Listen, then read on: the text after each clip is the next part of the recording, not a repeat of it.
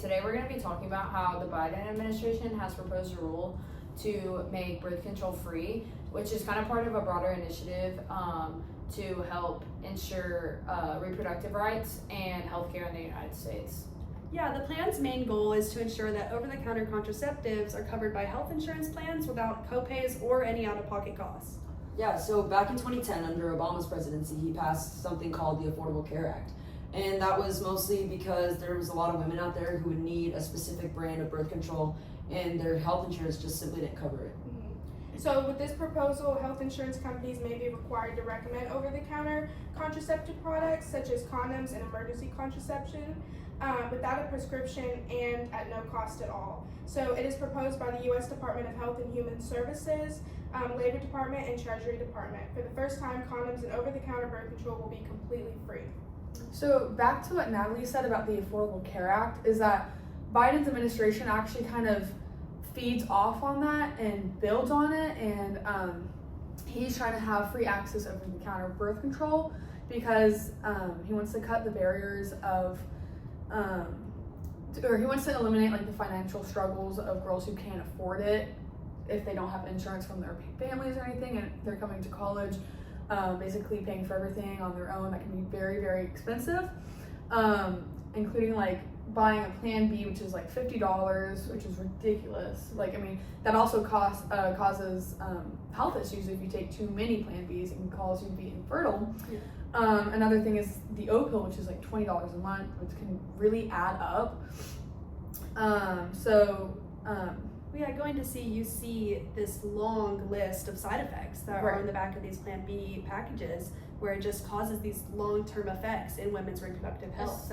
Especially if you're taking them like all the time. Like every weekend. It like can if really... you're taking them all the time, and which, as a college student, you know, not being able to afford stuff because you don't have your parents' help, I mean, it's rough sometimes. And so like with that, Kamala Harris joined the Department of Education event where representatives from 68 colleges in 32 states gathered to discuss, you know, strategies for expanding access to contraceptives on campuses, especially bigger campuses where, you know, parties and stuff are happening. Because, you know, and then just because you don't want to do something doesn't mean it happens all the time. But one thing she did after the event was have conversations with students and faculty about, like, well, how would this help you? Why do you want this? You know, is it hard? Like asking kind of those hard questions. And you know, as a woman in college that doesn't have insurance, it's hard to go to the doctor to pay out $300 every time I want to go, or you know, you get those weird male doctors, and it's just they don't really understand the concept of contraceptives and birth control for women. Well, also another thing is the insurance really builds up, and like the cost really builds up if you're trying to get a prescription, which this over-the-counter kind of cuts that. You don't really have to go to the doctors and get a prescription because again, it's super expensive. Yeah, it's less stress. I feel like it's also less stressful. Like you just go over the counter and you don't have to go. Because it's such a process going to the doctors. I mean, You have to wait on your prescription. Yes, and it's like you have to kind of stay on top of it. It's a very long process when it would just be easier to go and get it over the counter. And I think like this is kind of along with that, but they the Biden administration is like looking for public feedback on this so they can like keep their shareholders involved, and they evaluate like what the community needs and like the concerns. So like that kind of goes along with like Katie, like you could give that input and it would help them make adjustments to this rule that they need to. And along with that, also the implementation for this would be based on public feedback, so they would make the adjustments as they needed to go, and then they have to go through like the regulatory process. But I think the public feedback part is like a super cool part, so they can like assess what everyone needs. Obviously not everyone, but especially the feedback from college campuses. Yeah. Because, you know, that's what I feel like where younger girls and people struggle the most with like getting stuff like that, because you really don't know until you are thrown out into the real world.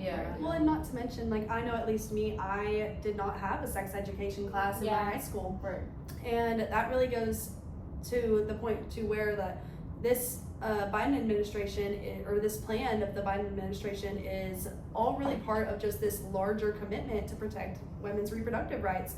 especially in light of the Supreme Court's decision in 2022 to overturn Roe versus Wade, where it decided to like give the power to choose back to the states. The Biden administration really is just seeking to broaden like sex education in schools as well as protect maternal health better, where this proposal is really just another step on the ladder to support individuals' rights to make informed decisions about their reproductive health.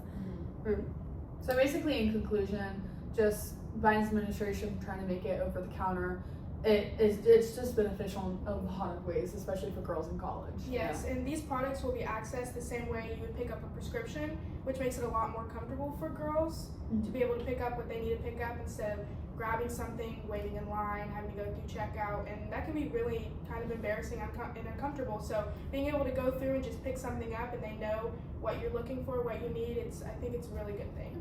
And I think the affordability is what is That's part of it's it. a key Yeah. issue. Yeah. I just think in the end, this will be a huge step for reproductive health care and healthcare in general in the United States for men.